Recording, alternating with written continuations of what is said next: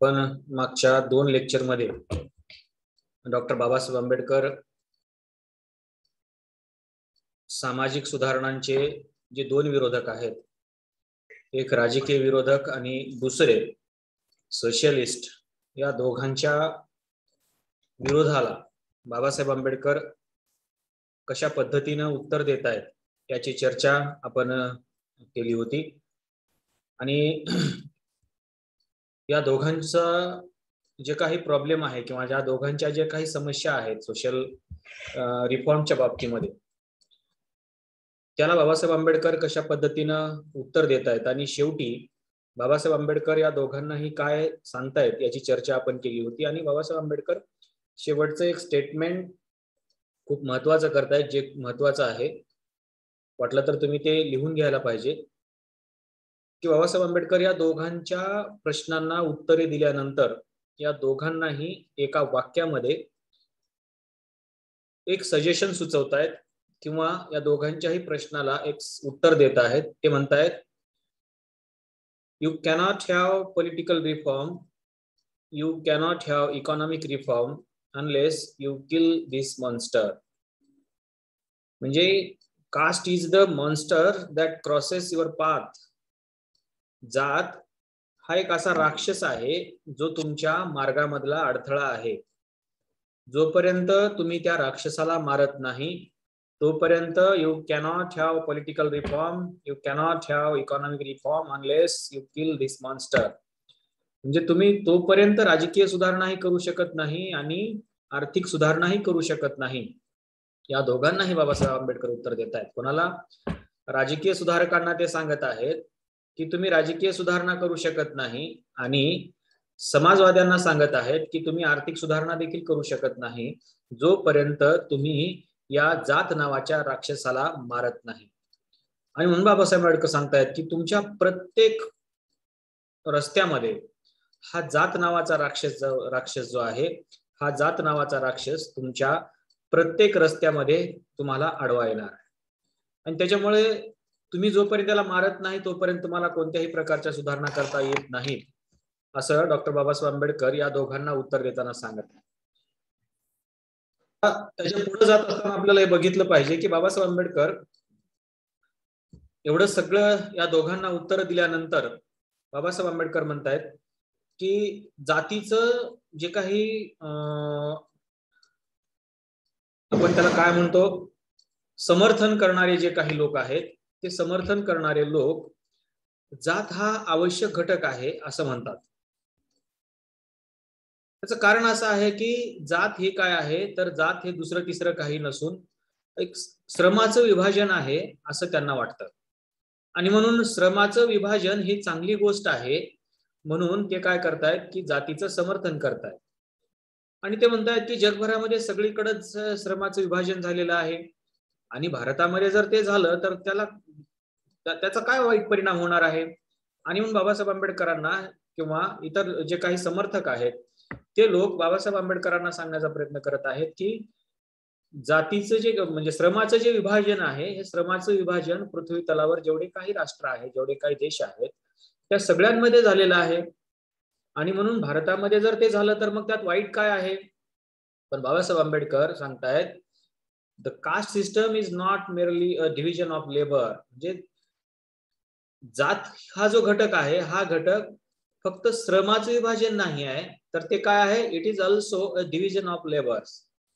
म्हणजे ते श्रमिकांचं देखील विभाजन आहे असं बाबासाहेब आंबेडकर म्हणतात. बघा, दोघांच्या स्टेटमेंटमध्ये खूप फरक आहे.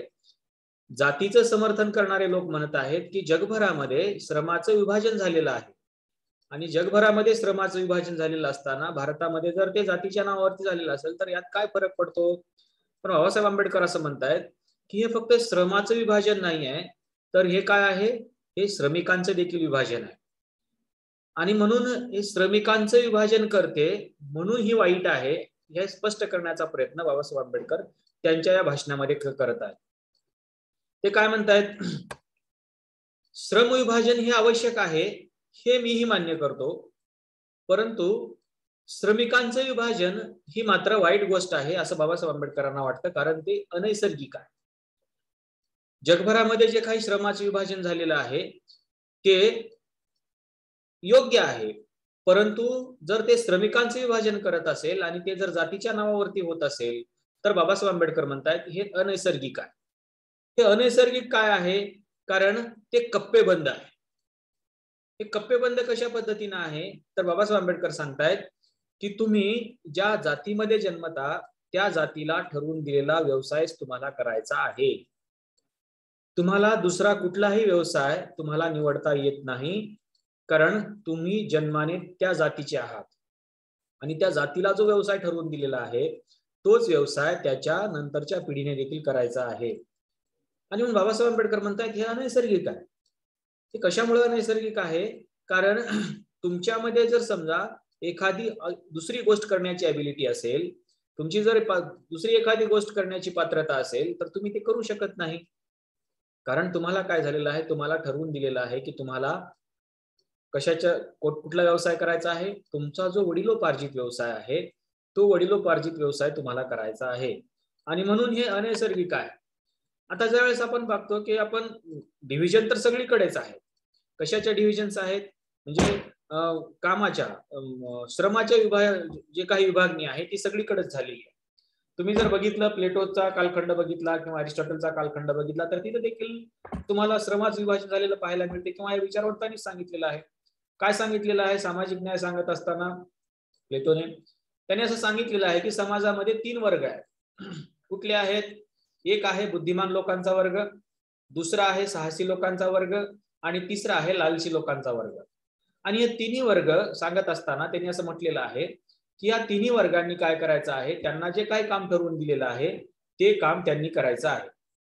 आता बघा, जर ते हे त्यांचं काम करत असतील तर काय होतं, बुद्धिमान जे लोक आहेत त्या बुद्धिमान लोकांनी काय करायचंय तर त्या देशाचं शासन चालवायचं. त्याच्यामधले जे दुसऱ्या वर्गातले लोक आहेत, साहसी लोक आहेत, त्यांनी काय करायचं तर ते देशाचं संरक्षण करायचं. आणि त्यातला जो लालची वर्ग आहे त्या लालची वर्गाने काय करायचा आहे तर तो व्यापार करायचा. म्हणजे तिथं देखील काय झालेलं आहे, या अशा पद्धतीचे श्रमाचं विभाजन झालेलं आहे. पण भारतामध्ये जे श्रमाचं विभाजन झालेलं आहे त्याच्यामध्ये आणि त्याच्यामध्ये खूप मोठा फरक आहे. जे ग्रीक कालखंडामधले सांगत आहेत प्लेटो आणि अरिस्टॉटल, ते त्यांनी केलेलं श्रमाचं विभाजन हे भारतातल्या श्रमाच्या विभाजनापेक्षा वेगळं आहे. आता जातीचं समर्थन करणारे लोक काय करत आहेत की श्रमाची विभागणी सगळीकडे झालेली आहे, म्हणून ते इतिहासाचे देखील पुरावे देत आहेत की बघा त्या कालखंडामध्ये देखील, ग्रीक कालखंडामध्ये देखील काय होतं तर श्रमाची विभागणी झालेली होती. बुद्धिमान लोकांकडे शासन चालवण्याची जबाबदारी होती, साहसी लोकांकडे देशाचं म्हणजे राष्ट्राचं प्रोटेक्शन करण्याची जबाबदारी होती, तर आपल्या यांच्याकडे लालची लोकांकडे व्यापार करण्याची जबाबदारी होती. म्हणजे तिथं देखील जर श्रमाचे विभाजन झालेलं असेल तर भारतामध्ये झालेलं श्रमाचे विभाजन काय वाईट आहे का, असं जातीचं समर्थन करणाऱ्या लोकांना वाटतं. पण बाबासाहेब आंबेडकर म्हणतात की ग्रीक कालखंडामध्ये जे श्रमाचं विभाजन सांगितलं गेलेलं आहे त्या श्रमाच्या विभाजनामध्ये आणि भारतामध्ये जे काही श्रमाचं विभाजन तुम्ही सांगत आहात त्याच्यामध्ये फरक आहे. काय फरक आहे नेमका? कारण ग्रीक कालखंडामध्ये जे काही श्रमाची विभागणी झालेली होती त्या श्रमाच्या विभागणीमध्ये हा फरक आहे की तिथं तो वर्ग बुद्धिमान आहे, तो वर्ग साहसी आहे का, तो वर्ग लालची आहे, हे त्याच्या जन्माने ठरत नव्हतं. तर ते कशाने ठरत होतं? ते त्याच्या बौद्धिक क्षमतेवरती ठरत होतं. जर तो बौद्धिक क्षमतेने जास्त असेल तो बरोबर पहिल्या वर्गामध्ये जाईल, शासन व्यवस्था चालवेल. तो जर शरीरानं धट्टाकट्टा असेल आणि त्याच्यामध्ये जर शक्ती चांगली असेल, तो साहसी असेल, धाडसी असेल, तर तो देशाच्या संरक्षण क्षेत्रामध्ये जाईल. आणि तो जर लालची असेल तर तो व्यापार करेल. म्हणजे तिथं त्याला कशाचं स्वातंत्र्य होतं? त्याला त्या तिन्ही कप्प्यामध्ये कुठं जाऊन बसायचं आहे याचं स्वातंत्र्य त्याला होतं आणि त्या पद्धतीने तो व्यवसाय निवडू शकत होता. त्याला जर वाटलं की आपण व्यापार करायचा, आपण लालची व्हायचं तर तो होऊ शकत होता. त्याला वाटलं आपण बुद्धिमान व्हायचं तर तो बुद्धिमान होऊ शकत होता. त्याला वाटलं आपण लहानपणापासून साहसी व्हायचं, धाडसी व्हायचं तर तो ते होऊ शकत होता. तिथं काय होतं तर त्या कुठल्या कप्प्यामध्ये जाऊन बसायचं याचं स्वातंत्र्य त्या व्यक्तीकडे होतं. पण भारतामध्ये जे काही विभाजन झालेलं आहे श्रमाचं ते कशाच्या आधारावरती झालेलं आहे तर ते जातीच्या आधारावरती झालेलं आहे. म्हणजे काय आहे, तुमचे वडील जे परंपरागत व्यवसाय करतायत, समजा एखाद्याचे वडील सुतारचं काम करत असतील, एखाद्याचे वडील सोनारकीचं काम करत असतील किंवा जे काही 12 बलुतेदार आपल्याकडे आहेत ते वेगवेगळ्या बलुतेदारांचे मुलं असतील, तर त्याचे वडील कुठला व्यवसाय करत होते तोच व्यवसाय त्याच्या मुलाने देखील नंतर करायचा आहे. आणि म्हणून काय व्हायचं की इथं त्याला कसल्याही प्रकारचं स्वातंत्र्य नव्हतं. जर समजा एखाद्या सोनाराचा मुलगा आहे आणि तो जर शिक्षणामध्ये हुशार असेल, तो जर एज्युकेशन सिस्टम मध्ये चांगला असेल किंवा त्याची बौद्धिक क्षमता जर चांगली असेल, तर तो ज्ञानार्जन करू शकत नव्हता किंवा ज्ञानदान करू शकत नव्हता. कारण त्याच्या वडिलांनी काय केलेलं आहे, त्याच्या वडिलांनाच तशा पद्धतीची जी काही अधिकार आहेत तसे अधिकार त्याला मिळालेले नव्हते. म्हणून त्याने काय करायचं आहे, तर त्याने फक्त एवढंच करायचं आहे की त्याने त्याच्या वडिलांचा जो परंपरागत व्यवसाय आहे तोच व्यवसाय करायचा आहे. आणि म्हणून प्रॉब्लेम असा आहे की त्यामध्ये जे काही श्रमाची विभागणी झालेली आहे ती श्रमाची विभागणी ही नॅचरल बेसिसवरती नाही. कशाच्या बेसिसवरती आहे? ही नैसर्गिक नाही आहे, तर ती कशाची आहे? ती अननॅचरल आहे. कारण ती अनैसर्गिक कशामुळे आहे? कारण ती एका कप्प्यामध्ये किंवा त्याला जे आपण सुरुवातीला बंदिस्त वर्ग असं म्हटलं होतं कास्ट इन इंडिया शिकत असताना, त्या बंदिस्त वर्गामध्येच त्याची विभागणी झालेली आहे.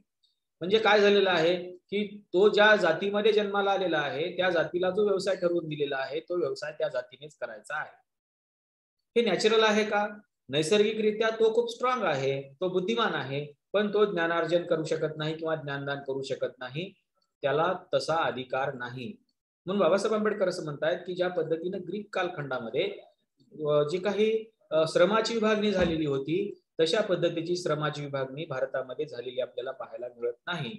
म्हणून ती काय आहे, तर ती अननॅचरल आहे. ही नैसर्गिक याच्यावरती बेसवरती आधारित नाही आहे.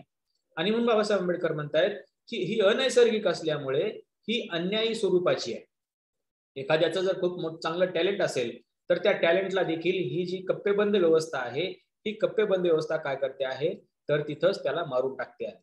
म्हणून ही फक्त कामाची विभागणी नाही आहे, तर ही कशाची आहे? ही फक्त श्रमाची विभागणी नाही आहे, तर ही काय, ही श्रमिकांची देखील विभागणी आहे असं बाबासाहेब आंबेडकरांना वाटतं. आणि म्हणून बाबासाहेब आंबेडकर म्हणतात की इतर देशामध्ये जे काही श्रमाची विभागणी झाल्याची उदाहरणं लोक इथं देत आहेत त्यांनी हे बघितलं पाहिजे की त्या देशामध्ये फक्त श्रमाची विभागणी झालेली आहे, पण आपल्या देशामध्ये मात्र काय झालेलं आहे, आपल्या देशामध्ये श्रमिकांची देखील विभागणी केलेली आहे.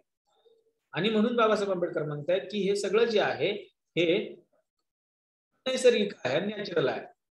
आता दुसरा जो काही पॉइंट ऑफ व्ह्यू आहे बाबासाहेब आंबेडकरांचा याला क्रिटिक करण्याचा, तो आणखीन एक वेगळ्या सिस्टम मध्ये आहे. कुठल्या आहे की ही जी काही सिस्टम आहे, कास्ट सिस्टम आहे, ही कास्ट सिस्टम जी आहे हिंदू मधली ही काय आहे, अनैसर्गिक आहे. ही काय करते आहे, त्याचं जे काही ऑक्युपेशन आहे त्याचं ऑक्युपेशन त्याच्या जन्माबरोबर ठरवते आणि त्याच्या जन्माबरोबर ठरवून त्याला दुसरं कुठलंही ऑक्युपेशन निवडण्याची त्याला संधी देत नाही. तर त्याला काय करते आहे, त्या जातीला जे काही ऑक्युपेशन दिलेले आहेत तर त्याच्यामध्येच त्याला मर्यादित ठेवण्याचं काम ही जाती व्यवस्था करते आहे. म्हणून बाबासाहेब आंबेडकर म्हणतात की इथं जी काही जाती व्यवस्था आहे त्या जाती व्यवस्थेमुळे काय झालेलं आहे, तर त्या जाती व्यवस्थेचं कारण असं झालेलं आहे, याच्यामुळे याचे परिणाम असे झालेले आहेत की इथं अनएम्प्लॉयमेंटची संख्या वाढते आहे. बघा बाबासाहेब आंबेडकरांनी याच्यामध्ये शेवटचं स्टेटमेंट तुम्हाला दिसत असेल, caste becomes a direct cause of much of the unemployment. म्हणजे जी काही अनएम्प्लॉयमेंट आहे त्या अनएम्प्लॉयमेंटला देखील काय आहे, तर ही जात नावाचा जो घटक आहे हा कारणीभूत आहे. कारण कुठल्याही एका जातीला ठरवून दिलेला जो रोजगार आहे किंवा व्यवसाय आहे तो त्याने करायचा आहे, त्याच्या बाहेर जायचं नाही. आणि समजा त्या जातीचा व्यवसाय जर चालत नसेल तर मग त्याने काय करायचं, फक्त बसून राहायचं? त्याला दुसरा व्यवसाय तर निवडता येत नाही. म्हणून बाबासाहेब आंबेडकर म्हणतायत की त्याचं कारण काय आहे, तर ते अनएम्प्लॉयमेंटला देखील ही जाती व्यवस्था कारणीभूत ठरते आहे.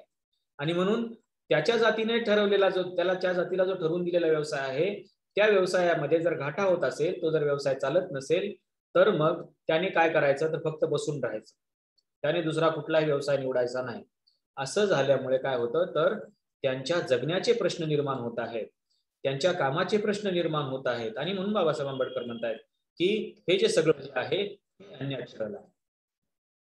आता दुसरी एक गोष्ट म्हणजे हे जे डिव्हिजन आहे हे डिव्हिजन कशाच्या आधारावरती आहे, तर हे चॉईसच्या आधारावरती नाही. आता समजा मला एखाद्या वेगळ्या क्षेत्रामध्ये जायचं आहे, तर मला तसे चॉईस नाही आहे इथं. म्हणजे ज्या जातीमध्ये जन्माला आलेला व्यक्ती आहे त्याने काय करायचं आहे, त्याच्या जातीला ठरवून दिलेलाच फक्त व्यवसाय करायचा आहे. त्याला दुसरे कुठलेही चॉईस नाही. तो कुठल्याही त्याच्या मनाला किंवा त्याला जे आवडेल त्या व्यवसायाकडे तो वळू शकत नाही. म्हणून त्याचा जो व्यवसाय आहे, त्याचा व्यवसाय तो घाट्याचा असो किंवा फायद्याचा असो, फक्त त्याला तोच व्यवसाय करायचा, त्याच्या बाहेर त्याला जायचं नाही. म्हणून हे जे डिव्हिजन ऑफ लेबर आहे, तर हे डिव्हिजन ऑफ लेबर काय आहे, तर हे डिव्हिजन ऑफ लेबर हे चॉईस बेस नाहीये. त्याला कुठल्याही प्रकारची कामाची निवड करण्याची संधी नाहीये. आपण ग्रीक कालखंडामध्ये बघितलं, तिथं काय होतं, तर त्याला कामाची संधी, त्याला त्याचा व्यवसाय निवडता येत होता. त्याला व्यापारी व्हायचंय का व्यापारी हो, साहसी व्हायचंय का साहसी हो, किंवा बुद्धिमान होऊन तुला देशाचं शासन चालवायचंय का, तर तेही तू करू शकतोस. पण तसं त्याला काय होतं, तिथं चॉईस होतं. इथं मात्र चॉईस नाही. इथं तुमच्या जातीला ठरवून दिलेला जो व्यवसाय आहे, तोच व्यवसाय त्या व्यक्तीने करायचा आहे. त्याला कुठल्याही प्रकारचं चॉईस नाही आहे. एखाद्या सुतारच्या मुलाला जर असं वाटलं की आपण दागिने चांगल्या पद्धतीने घडू शकतो, आपल्याला सोनार व्हायचं, तर त्याला ते होता येत नव्हतं, कारण त्याला चॉईस नाही. कारण तो काय आहे, तो त्या कप्प्यामध्ये जन्माला आलेला आहे, तो त्या बंदिस्त वर्गामध्ये जन्माला आलेला आहे, ज्याचा व्यवसाय अगोदरच निवडला गेलेला आहे. म्हणून त्याच्या वडिलांनी जो व्यवसाय केला त्या व्यवसायालाच करायचा आहे, घेऊन जायचा आहे. म्हणून जात हीच हा जो घटक आहे, हा घटक काय आहे, तर एक अन्यायकारी संस्था आहे असं बाबासाहेब आंबेडकरांना वाटतं. कारण ती तुम्हाला कुठल्याही प्रकारचं जे काही तुम्हाला व्यवसाय निवडायचा आहे, त्या व्यवसायाचं जे काय आहे त्याचं चॉईस तुम्हाला देत नाही. आणि म्हणून बाबासाहेब आंबेडकरांना असं वाटतं की caste is therefore a harmful institution, म्हणजे शोषण ज्याला आपण म्हणतो, किंवा अन्यायकारक अशा पद्धतीची जी काही संस्था आहे, ती संस्था म्हणून बाबासाहेब आंबेडकरांनी जात या घटकाचा उल्लेख केलेला आहे. आता दुसरा एक महत्वाचा विषय म्हणजे बाबासाहेब आंबेडकर जातीचं समर्थन करणाऱ्यांच्या आणखीन एका घटकाकडे बाबासाहेब आंबेडकर वळत आहेत. तो म्हणजे जो काही बायोलॉजिकल जे काही रिझन्स ते देत आहेत जातीच्या बाबतीमध्ये, त्या रिझन्स कडे बाबासाहेब आंबेडकर जाण्याचा प्रयत्न करत आहेत. काय म्हणतात ते, कास्ट हा जो घटक आहे तो कशासाठी आवश्यक आहे, तर purity of race and purity of blood, म्हणजे वंशाची शुद्धता आणि रक्ताची शुद्धता राखून ठेवण्यासाठी जात हा घटक आवश्यक आहे, असं एक बायोलॉजिकल रिझन जातीचे समर्थन करणारे लोक देत आहेत. पण त्यांनी हे बाबासाहेब आंबेडकर याला देखील एक समर्पक उत्तर देत आहेत, आणि ते म्हणत आहेत की त्यांना जरी असं वाटत असलं की purity of race and purity of blood याच्यासाठी जर कास्ट हा घटक आवश्यक असेल, तर त्यांनी एक गोष्ट लक्षात घेतली पाहिजे की भारतामध्येच काय, पण जगभरामध्ये कुठेही आता प्युअर रेस किंवा ज्याला आपण शुद्ध वंश किंवा शुद्ध ब्लड, शुद्ध रक्त, ज्याच्यामध्ये कुठल्याही प्रकारचं मिक्सचर झालेलं नाही, अशा प्रकारचा वंश किंवा अशा प्रकारचं रक्त कुठेही तुम्हाला सापडत नाही. आणि म्हणून त्यांनी असं म्हटलेलं आहे की हे जे सगळं काही तुम्ही म्हणताय ना, हे सगळं बाजूला ठेवून लक्षात घेतलं पाहिजे की इथं काय झालेलं आहे, मिक्सचर ऑफ ऑल रेसेस, म्हणजे सगळ्याच वंशाच्या ज्या काही लोक आहेत त्याचं एक मिक्सचर इथं झालेलं आहे, त्याचं मिश्रण इथं झालेलं आहे. फक्त हे भारतामध्येच नाही, तर त्यांनी काय म्हटलेलं आहे, in all parts of the world, म्हणजे जगभरामधल्या सगळ्याच भागामध्ये या पद्धतीचं काय झालेलं आहे, mixture of races, all races झालेला आहे.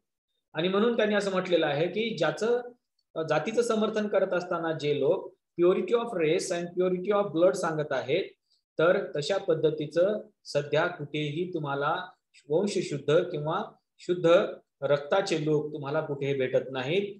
Specially is this the case with the people of India. Babasaheb Ambedkar असं म्हणतायत की विशेष करून भारतामधल्या लोकांच्या बाबतीमध्ये मात्र तर हे सगळ्यात जास्त लागू होतं.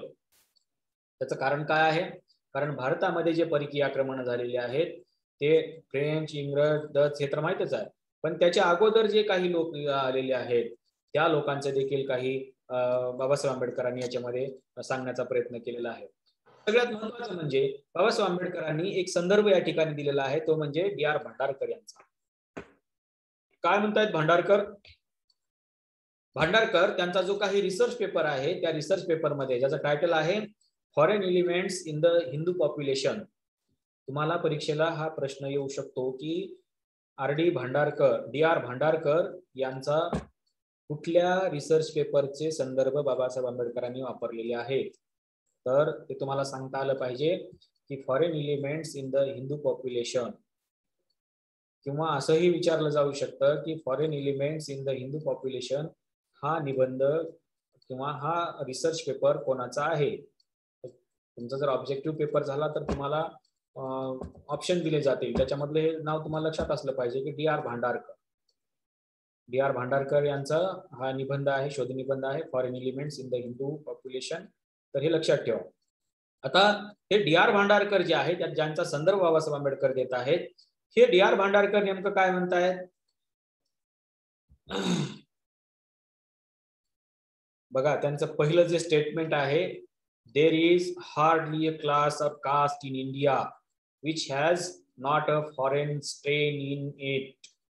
म्हणजे असं खूप कठीण आहे की एखादा वर्ग किंवा एखादी जात अशी असेल ज्याच्यामध्ये फॉरेन स्ट्रेन नाही आहे. म्हणजे there is an admixture of alien blood not only among the warrior class, the Rajputs and the Marathas, but also among the Brahmins who are under the happy delusion that they are free from all foreign elements. म्हणजे इथला कुठलाही जात समूह, इथला कुठलाही वर्ग हा foreign elements पेक्षा ज्यांच्यामध्ये असं मिक्सचर झालेलं नाही, असं कुठलाही हिंदू पॉप्युलेशन मध्ये कुठलाही वर्ग किंवा कुठलीही जात नाही. तर त्यांनी काय म्हटलेलं आहे की इथं जेवढे काही हे आहेत समूह आहेत किंवा जाती आहेत, याच्यामध्ये काय झालेलं आहे तर रक्ताची सरमिसळ झालेली आहे. आणि त्याच्यामुळे कुठलाही रक्त किंवा कुठलाही वंश भारतामध्ये शुद्ध आहे असं आपल्याला खात्रीशीर पद्धतीने म्हणता येत नाही. आणि म्हणून बाबासाहेब आंबेडकरांनी डी.आर. भांडारकरांचाच हा जो संदर्भ वापरलेला आहे, हा संदर्भ खूप महत्वाचा आहे. जे लोक असं सांगतायत, काय सांगतायत की समर्थन कशासाठी करत आहेत, व रक्ताच्या शुद्धीसाठी किंवा वंशाच्या शुद्धीसाठी जातीचं समर्थन ते करत आहेत. आणि मग अशा लोकांना बाबासाहेब आंबेडकर डी.आर. भांडारकरांच्या हा संदर्भ देऊन सांगत आहेत की भारतामधला कुठलाही वंश किंवा कुठलंही रक्त हे शुद्ध आहे असं आपल्याला खात्रीशीर म्हणता येत नाही. दुसरी महत्वाची गोष्ट म्हणजे जेव्हा आपण वंशशुद्धीच्या किंवा रक्तशुद्धीच्या गोष्टी करतो, तेव्हा बाबासाहेब आंबेडकरांनी काही प्रश्न आपल्याकडे उपस्थित केलेले आहेत. आणि त्यांनी असं म्हटलेलं आहे की ठीक आहे की वंशाच्या शुद्धीसाठी आणि रक्ताच्या शुद्धीसाठी जाती व्यवस्थेचं जर आपण समर्थन केलं तर बाबासाहेब आंबेडकर म्हणतात की what racial affinity is there between the Brahmins of Punjab and the Brahmins of Madras. बघा काय म्हणतात बाबासाहेब आंबेडकर, रेशियल अफिनिटी म्हणजे आपण जर बघितलं तर याच्यामध्ये तुम्हाला असं दिसेल की जे काही लोक कशाचं समर्थन करत आहेत की त्याला आपण काय म्हणतो रक्ताच्या शुद्धीचं किंवा वंशाच्या शुद्धीचं जे समर्थन करत आहेत, त्याला बाबासाहेब आंबेडकर म्हणतायत की जर ठीक आहे वंशशुद्ध आणि रक्तशुद्धीच्या गोष्टी आपण करत असलो तर पंजाबच्या ब्राह्मणामध्ये आणि मद्रासच्या ब्राह्मणामध्ये असं कोणतं साधर्म्य आहे वंशाच्या बाबतीमध्ये आणि रक्ताच्या बाबतीमध्ये. बाबासाहेब आंबेडकर म्हणतायत. याच्यामध्ये बाबासाहेब आंबेडकरांनी खूप चांगलं स्टेटमेंट देखील तुम्ही केलेलं आहे. तुम्ही जर हे पुस्तक काढून बघितलं तर त्या पुस्तकामध्ये देखील तुम्हाला ते वाचायला मिळेल. ज्यांच्याकडे समजा मराठी आवृत्ती आहे किंवा ज्यांच्याकडे इंग्रजी आवृत्ती आहे त्यांनी देखील हे एक वेळेस बघितलं पाहिजे की बाबासाहेब आंबेडकर नेमकं याच्यामध्ये कुठले प्रश्न उपस्थित करत आहेत. काय म्हणतात बाबासाहेब आंबेडकर की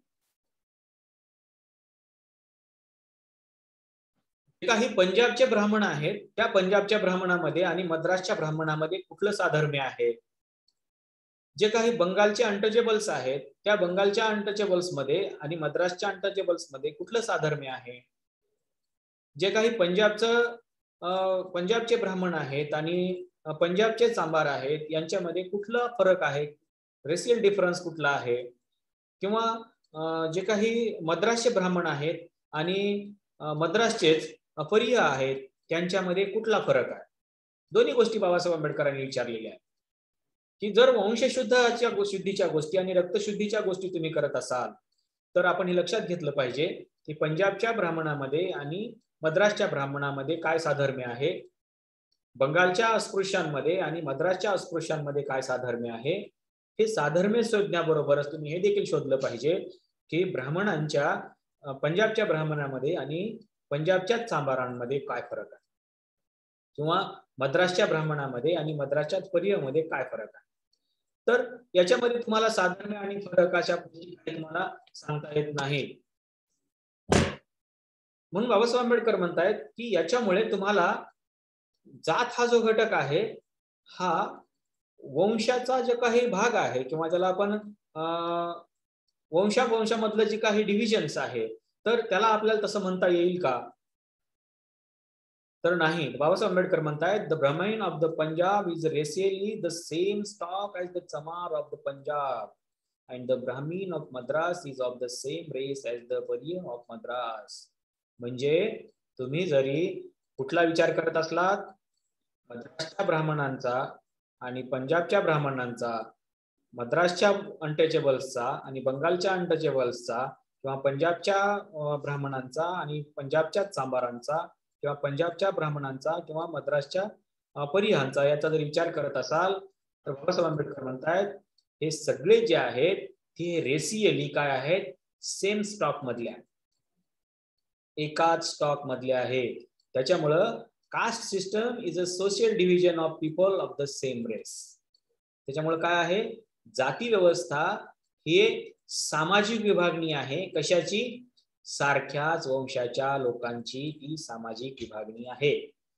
आणि त्याच्यामुळे जातीचा वंशशुद्धीचा आणि रक्तशुद्धीचा आपण जे बायोलॉजिकल रिझन देतो आहे त्या रिझनला आपल्याला थोडस बाजूला ठेवून बघावं लागेल. आता बाबासाहेब आंबेडकर म्हणतायत की असं जर डिव्हिजन असेल तर सायन्सच्या लोकांनी थोडासा याच्यावरती विचार करणं गरजेचं आहे. कारण काय आहे? डिव्हिजन कशामध्ये असू शकतं? डिव्हिजन हे प्राण्यांमध्ये असू शकतं. ती गाय आहे, ती म्हैस आहे, ती शेळी आहे, हे त्याचं डिव्हिजन असू शकतं. कारण त्यांचा वंश वेगळा आहे. गायीचा वंश वेगळा आहे, शेळीचा वंश वेगळा आहे, म्हशीचा वंश वेगळा आहे. पण माणसांच्या बाबतीमध्ये असं आपल्याला म्हणता येऊ शकतं का? तर म्हणता येऊ शकत नाही. आणि हे जे बायोलॉजिकल रिझन देण्याचा प्रयत्न करत आहेत ते बायोलॉजिकल रिझन इथं मात्र लागू होत नाही. कसा वेळ कमी आहे, आपण थोडंसं पाहतो. त्याच्यामुळे काय आहे तर कास्ट सिस्टीम जी आहे ही एक नकारात्मक बाब आहे, निगेटिव्ह थिंकिंग आहे. त्याच्यामुळं या जाती व्यवस्थेला जी काही पॉझिटिव्ह दृष्टिकोनातून बघण्याचा जे ते प्रयत्न करत आहेत त्या पॉझिटिव्ह दृष्टिकोनामध्ये म्हणजे ज्याला वंशशुद्धी, रक्तशुद्धी किंवा बायोलॉजिकल अशी जी कारणं देत आहेत ही सगळी कारणं काय आहेत असं बाबासाहेब आंबेडकर म्हणतायत. मग बाबासाहेब आंबेडकरांच्या समोर आणखीन एक प्रश्न आहे की कास्ट म्हणजे जर रेस असेल किंवा कास्ट म्हणजे जर वंश असेल तर सब कास्ट म्हणजे काय? Sub caste means difference of race. म्हणजे आपल्यामध्ये जे उपजाती आहेत किंवा ज्याला आपण पोटजाती असं म्हणतो ती पोटजात मग वेगळ्या वंशाची आहे का? बाबासाहेब आंबेडकर म्हणतात की याचा देखील आपण थोडासा विचार करणं गरजेचं आहे की हे जी काही जात आणि पोट जात आहे याच्यामध्ये काय होतं तर याच्यामध्ये कुठल्याही प्रकारचे रिलेशन ठेवायला आपण पुढे येत नाही. आणि म्हणून काय होतं की जात हा एक वेगळा वंश आहे का मग आणि पोट जात हा एक वेगळा वंश आहे का मग? त्यामुळं रक्ताचा आणि वंशशुद्धीच्या भानगडीमध्ये आपण पडलोय ना तर आपल्याला हे माहित असलं पाहिजे की मग जात आणि पोटजात हा घटक काय? याच्यामध्ये जे काही आपण ज्याला म्हणतो की रक्त जे काही बंध आहेत ते दूषित आहेत का? मग किंवा त्याच्यामध्ये काही जरा वेगळ्या गोष्टी आहेत का, हे देखील आपण बघितलं पाहिजे. म्हणून आपण आंबेडकरांना थोडंसं क्लिअर करत असताना त्यास म्हटलेलं आहे की हे सगळं काय आहे तर अनसायंटिफिक आहे. म्हणजे वंशाच्या शुद्धीसाठी आणि रक्ताच्या शुद्धीसाठी जर बायोलॉजिकल रिझन आपण देत असू तर काय आहे, हे अनसायंटिफिक आहे.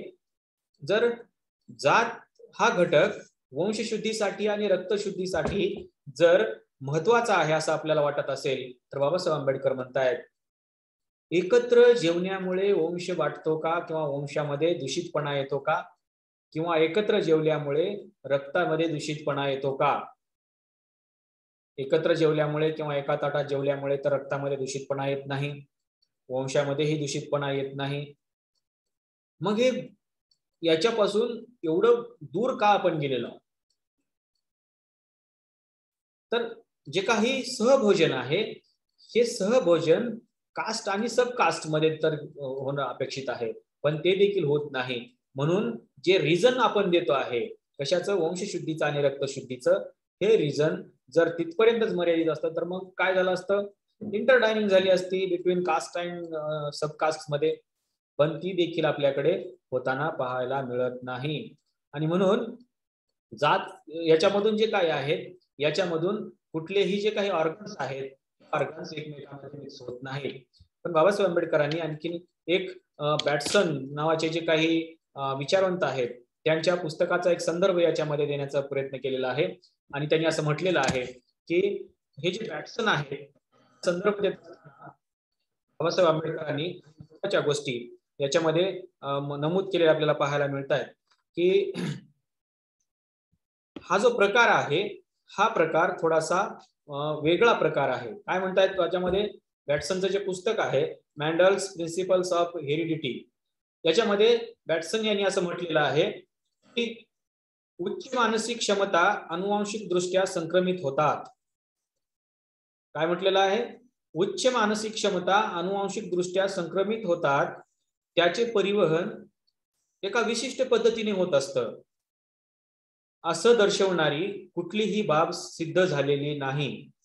आणि जी काही उच्च मानसिकता आहे किंवा उच्च मानसिक क्षमता आहे किंवा अधिक लक्षणीय असलेला शारीरिक क्षमतांचा उगम आहे एका अनुवंशिक घटकापेक्षा अनेक घटक योगायोगाने एकत्र येण्यामुळे घडतो असं या बॅटसन यांचं म्हणणं आहे.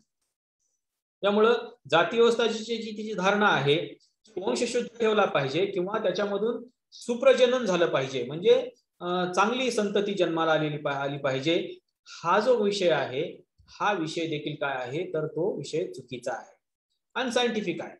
कशाचा तर एकाच जातीमध्ये लग्न झाल्यामुळे एक चांगली संतती जन्माला येते, हा जो प्रकार आहे हा प्रकार देखील चुकीचा आहे यात असं कोण म्हणताय, प्रोफेसर बॅटसन हे म्हणतायत. आणि ते सांगतायत की उच्च मानसिक क्षमता आणि अधिक लक्षणीय असलेला शारीरिक क्षमतांचा उगम एका अनुवंशिक घटकापेक्षा म्हणजे अनुवंशिक घटकापेक्षा अनेक घटकांचा योगायोग एकत्र झाल्याने होऊ शकतो.